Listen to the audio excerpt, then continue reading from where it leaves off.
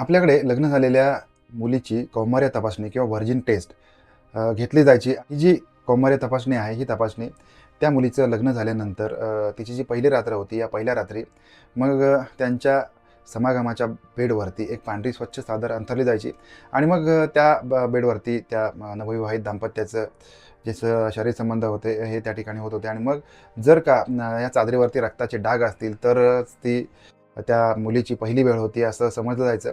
आणि याला कौमार्य तपासणी असं म्हटलं जायचं. आणि जर का अ, रक्त आलं नाही, खाली रक्त दिसलं नाही, तर मात्र त्या मुलीला संपूर्णपणे दोष दिला जायचा.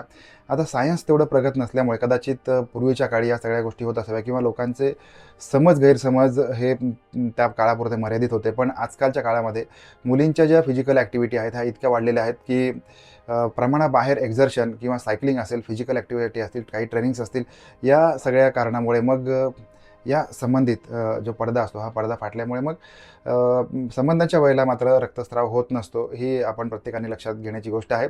आणि हा छोटेखानी व्हिडिओ फक्त जागरूकता निर्माण करण्यासाठी केलेला आहे.